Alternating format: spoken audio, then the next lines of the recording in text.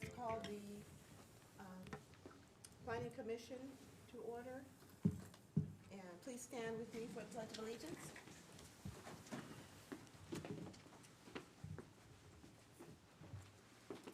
Right hand over your heart.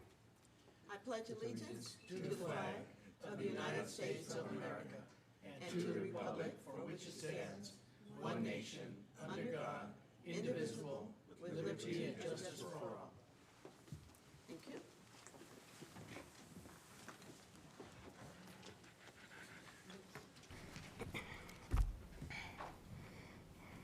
May I have roll call, members? Sure.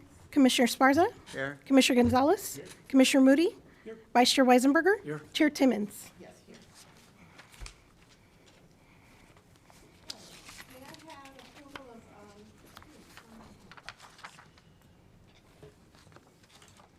may I have approval of minutes for April 1, 2026, please? Is Alice moves to approve? Second.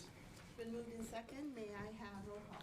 Commissioner Sparza? Yes. Commissioner Gonzalez? Yes. Commissioner Moody? Yes. Vice Chair Weisenberger? Yes. Chair Timmons? Yes. Okay, do we have any public comments? No public comments have been received. Thank you. Okay, under new business, public hearings, item number 2. It's a request by Myra Martinez, Aim High Living, for a conditional use permit for the warehouse and distribution of supplies and maintenance materials for off-site residential facilities at 16253 Minnesota Avenue in the M2 zone. This project is a Class 1 categorical exemption pursuant to Article 19, Section 15301 of the California Environmental Quality Act guidelines. Do we have staff report? Yes, we do. So this request before you is to establish a warehouse use only for a longstanding business called Aim High. They operate currently out of the LA area. So the business proposed in the city of Paramount will be used as their main warehouse only. So tonight presenting the item will be Ivan Reyes, our building and housing manager. Thank you, Monica. Good evening, Honorable Chair, members of the Commission. You may recall in 2022 that the Planning Commission approved a CUP in the same subject site. This was for a cabinet shop that was there. The business has since vacated the premises and is no longer operating at the subject site. So this application is a request by Myra Martinez for Aim High Living to approve conditional use permit number 994, a request for the warehouse and distribution of supplies and maintenance materials for off-site residential facilities at 16253 Minnesota Avenue in the M2 heavy manufacturing zone. The applicant proposes to occupy the existing 2,203 square foot building on a 7,706 square foot property at the northwest corner of Minnesota Avenue and Jackson Street. The applicant leases from the property owners, and there's a small little satellite view of the subject site there on the right-hand side, and there is alley access off of Jackson Street to access the parking lot. Since 2018, Aim High Living has operated as a nonprofit organization that provides individuals with safe, supportive housing, mentorship, and life skills training. The warehouse would serve as the nonprofit's private centralized storage hub for its housing facilities spread out all throughout Los Angeles. And it's worth mentioning that there is a condition of approval for prohibiting any type of living conditions here. This is strictly just warehouse use only at this subject site. The proposed hours of operation are Monday through Friday from 8 a.m. to 6 p.m. and Saturday 9 a.m. to 2 p.m. and they will have a total of 5 staff members.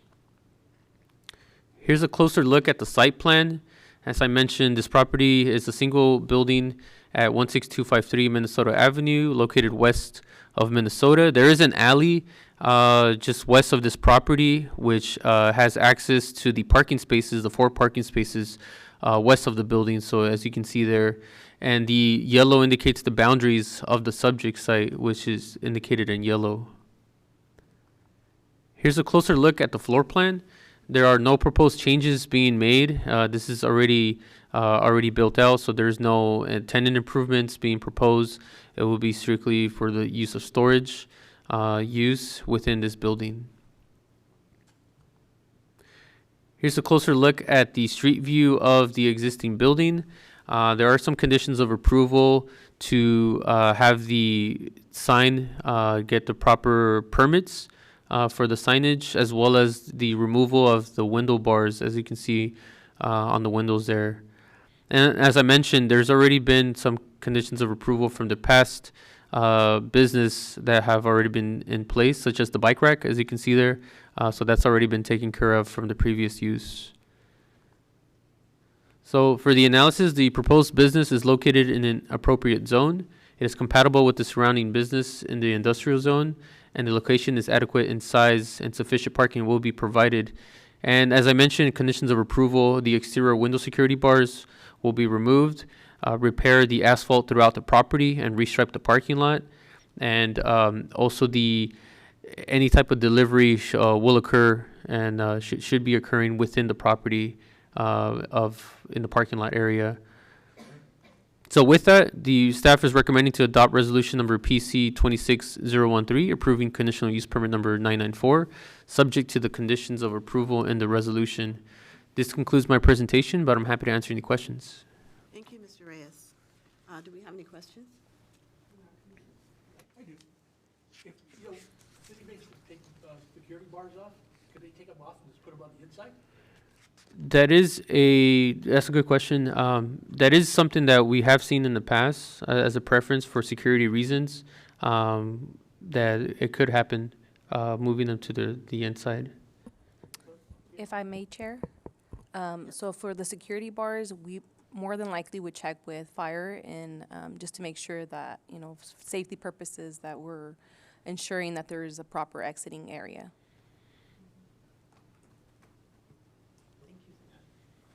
Yes. So as far as deliveries, are they using large vehicles that will block the alley, or small vans that just drive into the parking lot? It's relatively smaller vans that would bring in the supplies to distribute to the housing facility. So yeah, it would be accessible through the parking lot from the alley.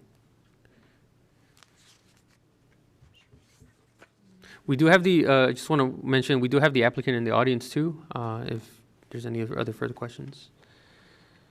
Would you like to come up and speak, sir?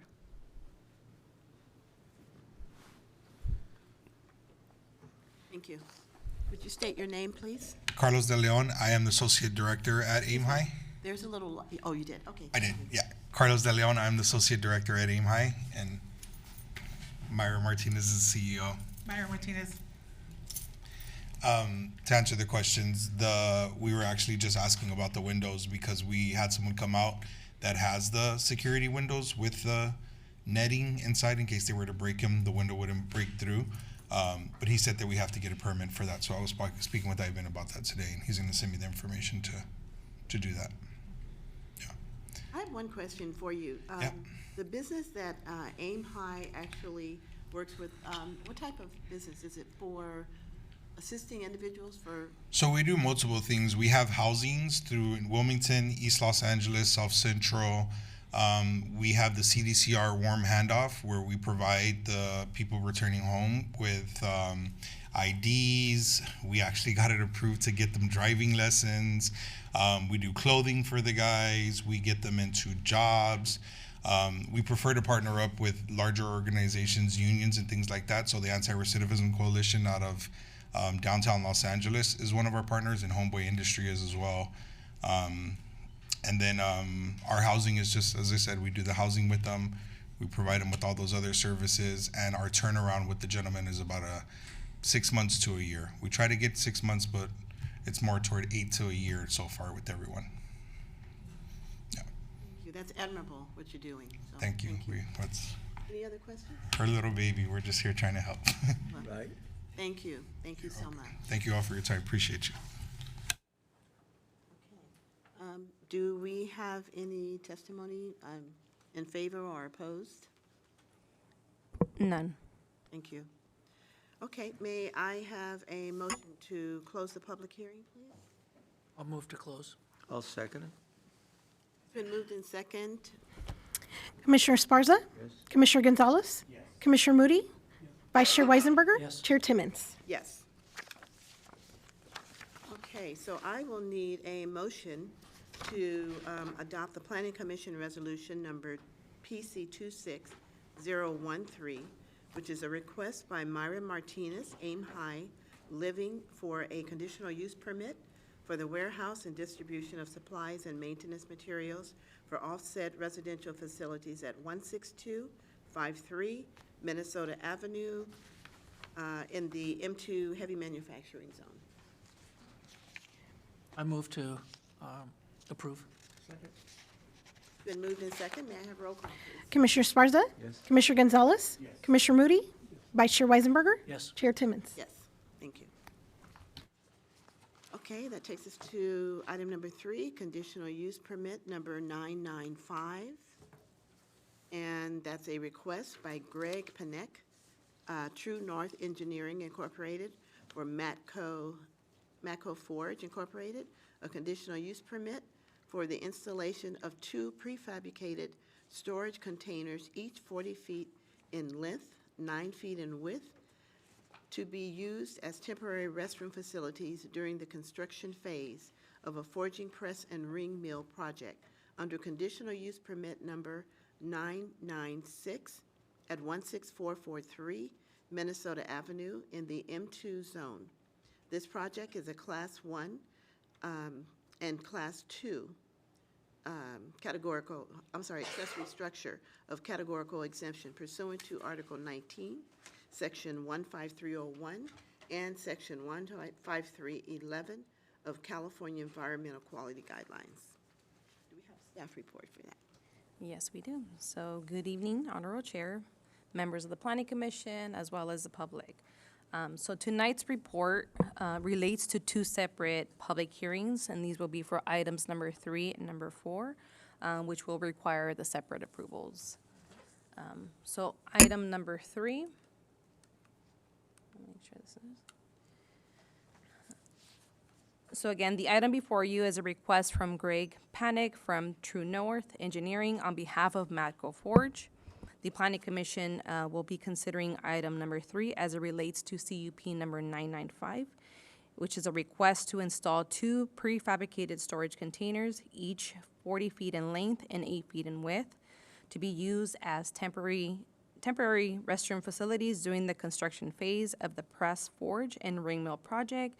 And item number 4, as it relates to CUP number 996, which is a request to allow an expansion of the existing building by 3,364 square feet to install a new 4,000-ton hydraulic forging press and ring mill machine. The property is located at 16443 Minnesota Avenue, located within the M2 heavy manufacturing zone.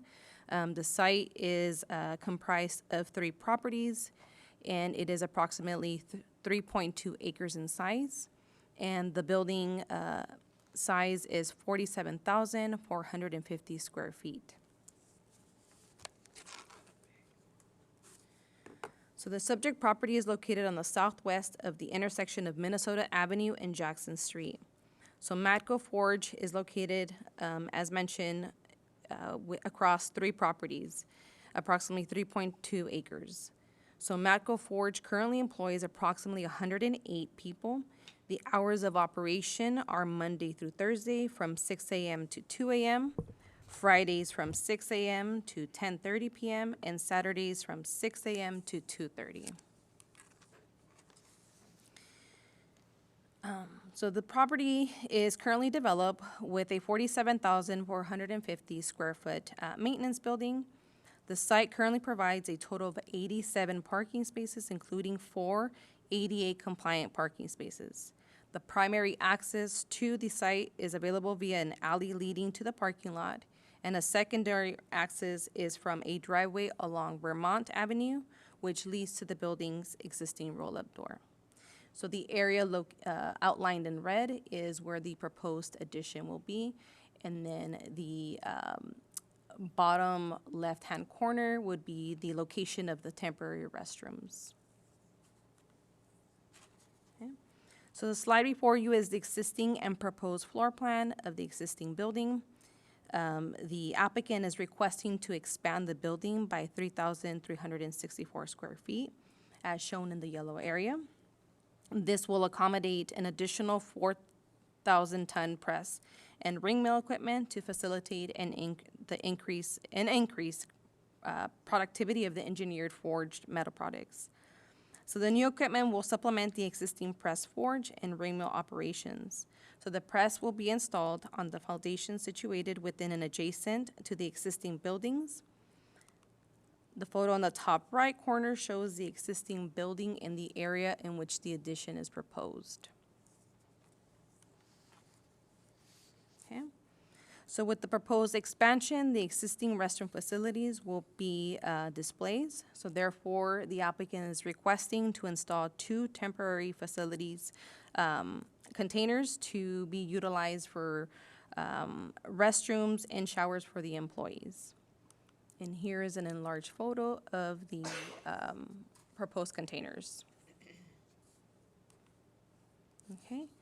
So before you are the elevations of the proposed addition. Again, due to the height of the proposed press, the roof extensions are required. See, the extensions will be limited to the area directly above the press, and the resulting roof line will not exceed the height of the existing parapet. So highlighted in yellow kind of shows the area of where the opening will be. Again, the photo to the bottom left shows the existing opening and parapet roof that currently exists. And that's where the existing press is located. Okay, so the slide before you is the elevations from the front, back, and side view of the existing or the proposed temporary restroom facilities. It will be 40 feet in length and 8 feet in width.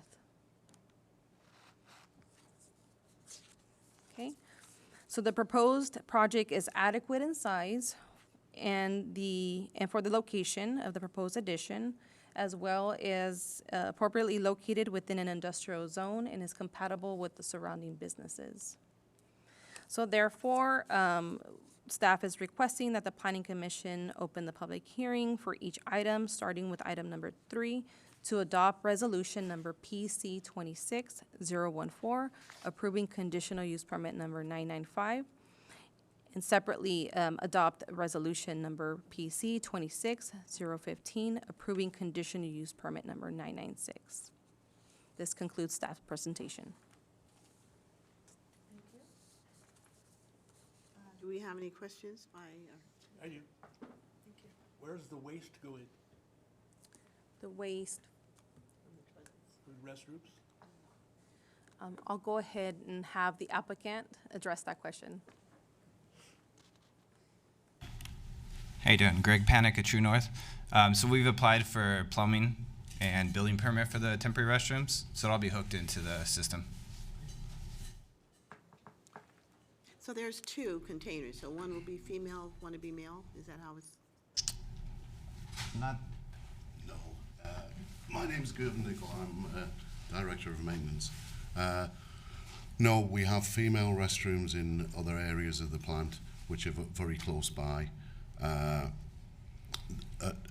Currently, on the actual shop floor, there are only two females that are working, and they work in the tool crib, and they have their own shower facility and restroom.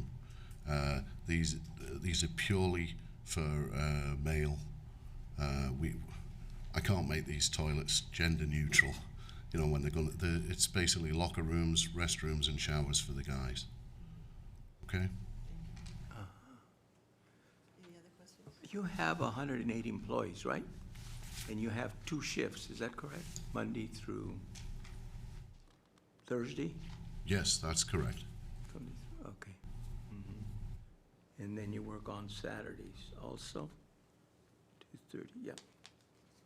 Yeah, there's You a have lot enough of parking a and, lot of aerospace work at the moment. yeah, you do. Out of With the shifts coming in, you have enough parking. curiosity, I mean, is It's new products and increased capacity. Some of the stuff, as Monica knows, I can't really tell you about because it's DoD work. And all I can tell you is some of it relates to the F-40 fighter. That's awesome to hear. And the plan is to increase the number of people that are working for us. And hopefully, the way things appear to be going, Matco Forge is really going to put Paramount on the map. It's going to be a bit like Carlton Forge used to be years ago. They deal with much larger stuff than we do. We deal with small, medium rings. And basically, just for your information, nearly every jet that you fly on it has got our parts. One good fact for you, the Artemis that just went around the moon, 37 of our parts were on the Artemis. Right. So we're up there on high technology. Yeah. Okay? Well, we're happy to have you in Paramount. Thank you. Right. Thank you. You've been here for a long time, so. Yeah. Any, 1977. yes? Yep. Any other questions? Nope. Okay, can we open the public hearing? And do we have any testimony in favor or opposed? None received. So I need a motion to close the public hearing, please. I'll make a motion. Close. Been moved in second. May I have roll call, please? Commissioner Sparza? Yes. Commissioner Gonzalez? Yes. Commissioner Moody? Vice Chair Weisenberger? Yes. Chair Timmons? Yes. So I also need a motion to adopt Planning Commission Resolution Number PC 26014, which is a request by Greg Pennick, True North Engineering Incorporated for Matco Forge for a conditional use permit for the installation of 2 prefabricated storage containers, each 40 feet in length and 8 feet in width, to be used as temporary restroom facilities during the construction phase of a forging press and ring mill project under conditional use permit number 996, at 16443 Minnesota Avenue in the M2 zone, heavy manufacturing zone. I'll make a motion in order to approve. Second. Been moved in second. May I have roll call, please? Commissioner Sparza? Yes. Commissioner Gonzalez? Yes. Commissioner Moody? Vice Chair Weisenberger? Yes. Chair Timmons? Yes. And moving on to item 4, is there another part of the staff report, or Item 4, no, so that was part of the presentation. It grouped both of the requests okay, because they're kind of tied in together. right, thank you. So we would just need to open the public hearing. I'm assuming it will be similar to what we had before, and then if there's any questions, and then a vote on that resolution. Thank you. Okay, well, we'll open the public hearing for item number 4, which is a conditional use permit number 996. I don't think I need to go through reading the whole thing. No. Are there any testimonies in favor, opposed, or rebuttal? None received. Thank you. So may I have a motion to close the public hearing? I'll move to close. Thank you. May I have roll call, please? Commissioner Sparza? Commissioner Gonzalez? Commissioner Moody? Yes. Vice Chair Weisenberger? Chair Timmons? Yes. And now may I have a motion for the conditional use permit number 996? I'll make a motion to approve 996. It's been moved in second. May I have roll call, please? Commissioner Sparza? Yes. Commissioner Gonzalez? Commissioner Moody? Vice Chair Weisenberger? Yes. Chair Timmons? Yes. Thank you. Item number 5 is a zoning ordinance text amendment number 42, and it's a recommendation for the City Council of the City of Paramount to adopt an ordinance adding definitions to section 1704.010 and adding chapter 17.18 regarding transit-oriented development objective design standards to the Paramount Municipal Code. This project is exempt from California Environmental Quality Act pursuant to CEQA guidelines, section 15061, which is the general rule that CEQA applies only to projects which have the potential for causing a significant effect on the environment. CEQA does not apply to projects where it can be seen with certainty that there is no possibility that the activity may have a significant effect on the environment. Do we have a staff report for that? Yes, please? we do. So this item is on behalf of John King, so he couldn't be here today, so I'll be presenting on his behalf. So you have recently heard a lot about Senate Bill 79, which was signed by the Governor Newsom October 10th of 2025, and it will be in effect July 1st, 2026.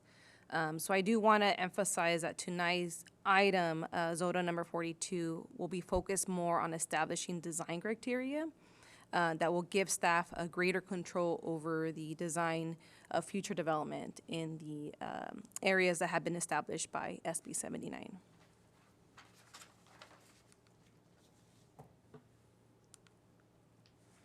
All right, so as mentioned, staff is requesting that the Planning Commission adopt a recommendation to the City Council to approve zoning ordinance text amendment number 42, adopting an ordinance to add definitions to section 17.04.0110 and adding a chapter 1718 to establish development objective design standards. Okay. As mentioned, Governor Newsom signed into law SB 79 in October 2025 and will be in effect July 1st. The law requires cities and counties to allow higher density, multiple family near major transit stops, often permitting up to 7 or more stories. So because SB 79 will significantly increase development potentially in these transit areas, tonight's request focuses on design standards to help the city maintain a clear control over the look and quality of the future projects. So as you know, the city of Paramount is planning or will be getting 2 future light rail stations that will qualify under SB 79. So although these stations may not be built for at least another 10 years, SB 9 still applies to planned stations as well. So the zoning map before you illustrates the transit tiers established by SB 79. So to support staff, ZOTA number 42 adds design criteria for housing projects within these tiers. So these standards will help ensure high-quality, well-designed development as these areas begin to change. While cities cannot change the state-defined TOD areas, they can adopt objective design standards that would apply to transit-oriented housing projects. So shown before you are 2 examples of design criteria that staff can incorporate for to future developments.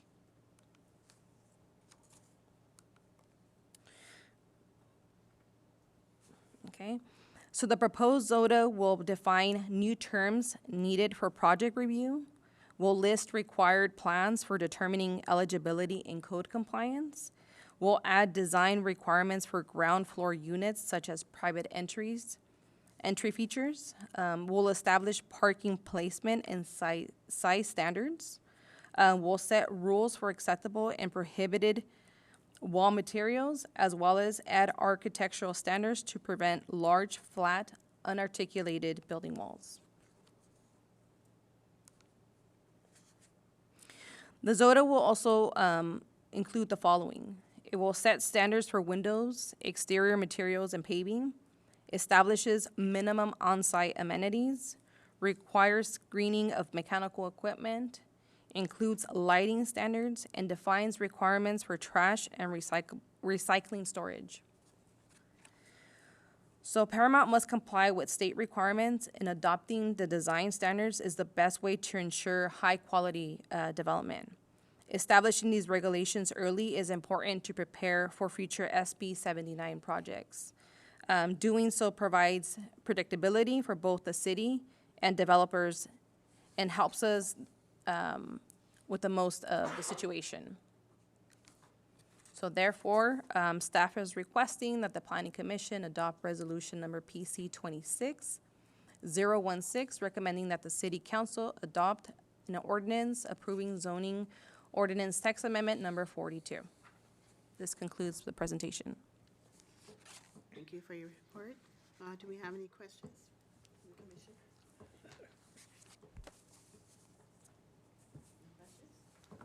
So are the standards already defined, or is this just something that you will be asking approval to look into those standards? So the ZOTA has applied specific standards, and it does incorporate pictures of the designs that they would have to meet. For instance, and I can go back a few slides.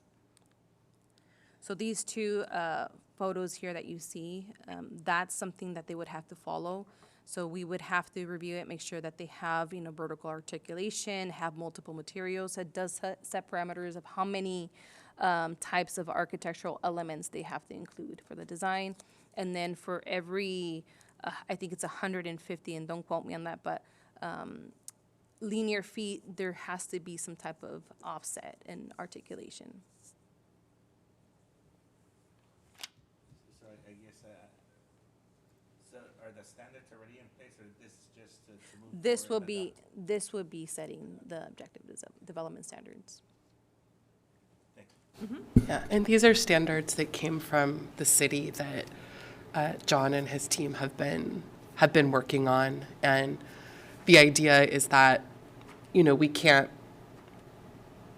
prevent certain sizes of buildings due to what's allowed, but what we can do is implement these standards so that the buildings that are built have all of the design features that Monica talked through. Thank you for clearing that up. Any other questions? I'm sure along with that, they're working with the noise level and making sure, because I think when those trains come through, it shakes the ground, and there's been questions about that, I think, farther down where the train already is in place with those properties that are more than a mile away from the track. Has that been talked about? I'm sure. I would ask. It has been discussed, and typically through the building phase, we could have them incorporate specific materials that would provide for enough buffer and protect, future development with the noise impacts. Okay, yes. Are the trains electric or what? I'm not sure. No, I don't think so. I'm not too sure on that one, actually. I know that the current light rails are. They are. The light. That's how Pretty they quiet, operate. Yeah, they're quiet, but they have that shaking that goes Yeah. through, so. Okay, if there are no other questions, and we don't have any testimony in favor or opposed. We did not receive any. Okay. May I have a motion to close the public hearing? I'll move to close. Weisenberger? Second. Been moved in second. May I have roll call, please? Commissioner Sparza? Yes. Commissioner Gonzalez? Yes. Commissioner Moody? Vice Chair Weisenberger? Yes. Chair Timmons? Yes. Okay, and now may I have a motion to adopt Planning Commission Resolution Number PC 26016, recommending that the City Council approve zoning ordinance text amendment number 42, adding definitions to section 17041010 and adding chapter 1718, the transit-oriented development objective design standards, to title 17 of the Paramount Municipal Code. Gonzalez moved to adopt amendment number 42. I'll second it. Been moved in second. May I have roll call, please? Commissioner Sparza? Commissioner Gonzalez? Yes. Commissioner Moody? No. Vice Chair Weisenberger? Yes. Chair Timmons? Thank you, yes.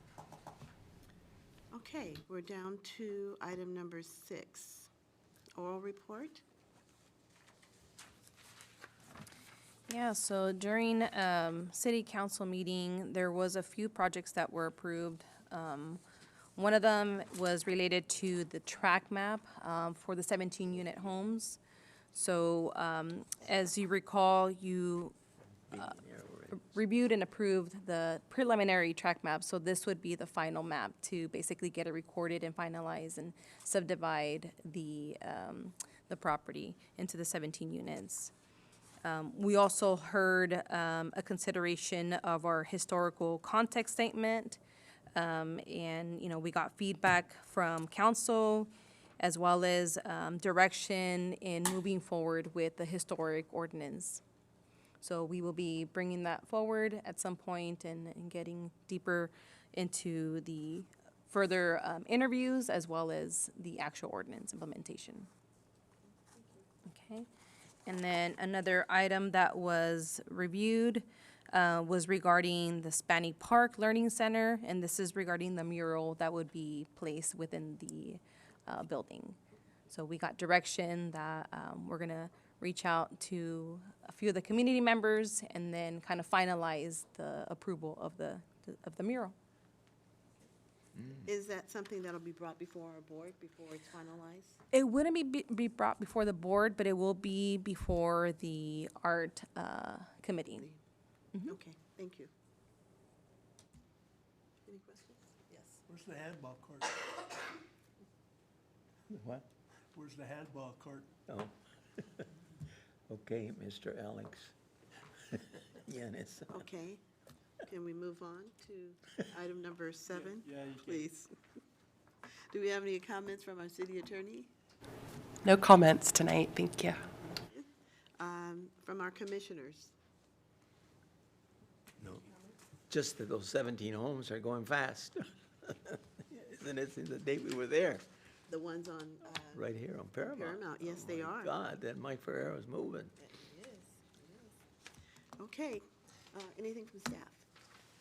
I do actually. So I'm not sure if we've announced it before, but Ivan Reyes was our associate planner and recently got promoted to building and housing manager. So I want to congratulate him. He's been with the city for about 5 years. So congratulations to Ivan. Well deserved. Congratulations. I heard that earlier, they referred to you with that title. I said, whoa, Yes. way to go. No, I said, good choice, yeah. Congratulations. Congratulations, yes, Good congratulations. choice, yeah. Okay. If there's no further business, we will adjourn to meeting on Wednesday, June 3rd. June already? June 3rd, 2026 at 6 p.m. in the council chambers at City Hall, 16400 Colorado Avenue in Paramount. Meeting adjourned. Okay. The Paramount Development Review Board is called to order. Roll call of members, please. Board Member Gonzalez? Board Member Moody? Board Member Timmons? Here. Vice Chair Weisenberger? Here. Chair Sparza? Here. Item 1 is the minutes. I need approval of minutes of April 1st. Timmons, so moved. Been moved. Second. Board Member Gonzalez? Yes. Board Member Moody? Yes. Board Member Timmons? Yes. Vice Chair Weisenberger? Yes. Chair Sparza? Yes. Any public comments? No public comments. Reports. Item 2 is oral report on the Sprouts Farmer Market Paramount Square project update. You need from here? He's doing the It's all Oh, Just doing double duties here. You're doing everything now. Yeah. building manager. limited staff and he's on We're it. doing the best we can here. Yeah, just a brief update here on Sprouts Market. It's nearly, as you can see, it's almost done. The fire department has given approval. They just received fire department approval yesterday. Soon it will be health department, so it's moving along. Sprouts is scheduled to begin stocking the shelves and training new staff starting Monday of next week. Save the date, June 5th. That's Friday, June 5th at 6:30 a.m. That's the scheduled grand opening for Sprouts, so everyone's invited. Please attend June 5th. If you drive by and see the fencing has been removed, so you can see the parking lot paving is complete. Landscaping is getting planted. The concrete for the sidewalks along the streets are getting poured, and light poles will be installed Monday. So another big milestone there. The other building underway is for Panera and Panda Express. The building shell is almost done, and this week the contractor is installing stone accents. So final little last minute touches there for the building. The inside work will soon begin for each of the 2 restaurants. That's the Panera building. Now for the 3rd building, that would house Dutch Bros, which is and another tenant. Construction plans are still in plan check, and they're still in the review process. Utilities are getting installed, and that's the latest on the Sprouts development. Great. Thank you. Any questions? Sure. I have one. So where the Dutch Bros is going to be, there's still another portion of the building that is unoccupied right now? Yes, currently will be some type of retail that's still being worked out at this moment. Yeah. Okay. And you say June 5th, at what time? Are they? 6:30 a.m. So that's really early there for grocery store. Yeah. So Come on, Sparza. But I would imagine they're going to have an opening, an actual opening later on. yeah, that's the grand opening. Yeah. So that will be the main event for. Like a soft opening. Well, they're eager to get open. So yeah, 6:30 June 5th. All right. All right.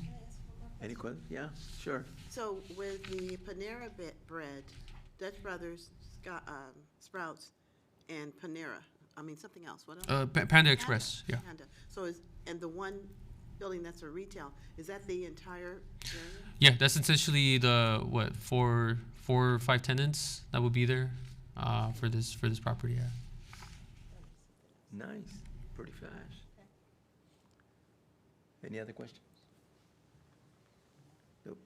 All right, thank you. Okay, thank you. Okay. You got a raise, right?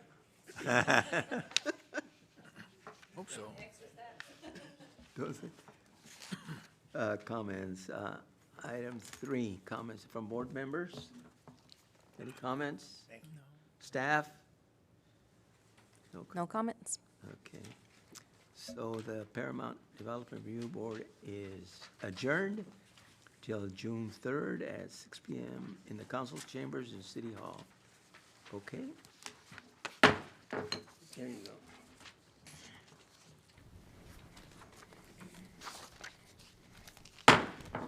Paramount Economic Development Board called to order. Minutes, please. Board Member Sparza, Here. Board Member Timmons, Yes. Board Member Weisenberger, Here. Vice Chair Gonzalez, Chair Moody. Yeah.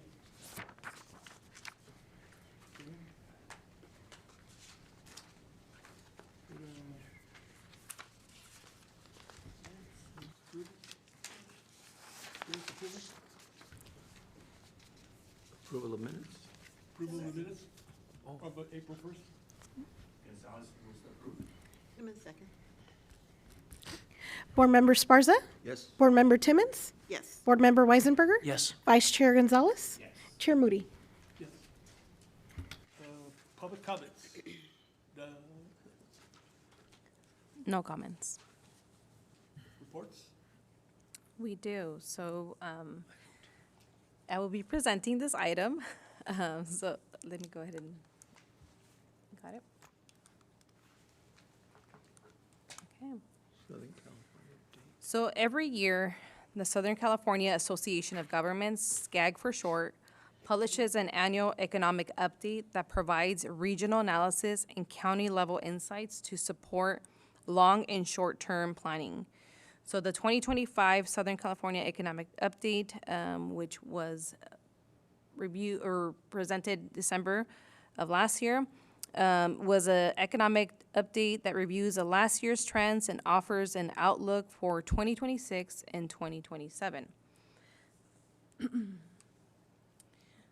So under federal law, SCAG is designated as a metropolitan planning organization, and under state law, SCAG is designated as a regional transportation planning agency and council of governments.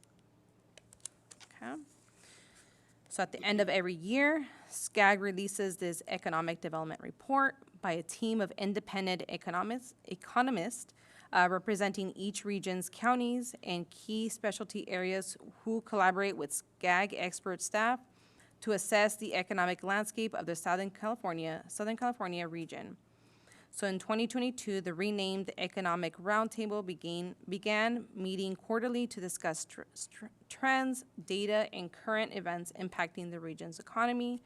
Quarterly reports can be found on the SCAG's website. Okay, so the exhibit before you summarizes the annual job growth in the SCAG region during 2025. So based on the 8 months of the data, only about 22 new jobs are expected for the year. The lowest non-recession job gain in over a decade. Over the past 3 years, total growth in wage and salary jobs have also been notably slow. So as of August 2025, the regional unemployment rate is 6%, which is 0.5% higher than the statewide rate. So artificial intelligence, AI, is rapidly changing the jobscape. AI is expected to reshape future human roles, shifting many workers towards more labor-intensive tasks.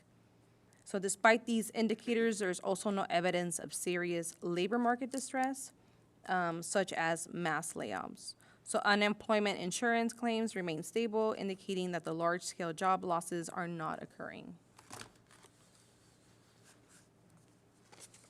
Okay. So job growth in the SCAG region has slowed in 2025, with only about 22 jobs expected, one of the weakest in over a decade. So despite the slow growth and slightly elevated unemployment rate, there are no signs of major labor market distress.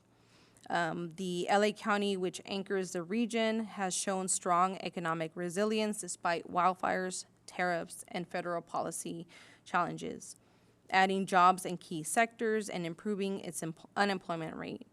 However, upcoming changes to healthcare policies and potential loss of Affordable Care Act subsidies could create new economic pressures heading into 2026.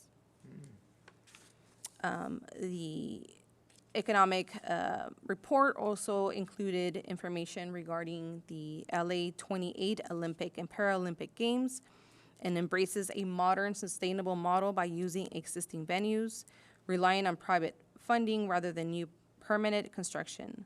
This no-build approach reduces the financial risk for taxpayers while accelerating key transportation investments across the region.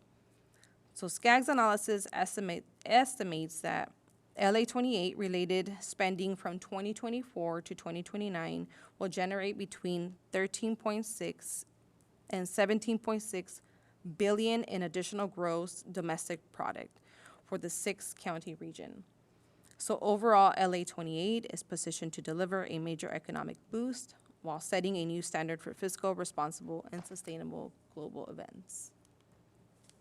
So this is just a brief summary of the Southern California Economic Update.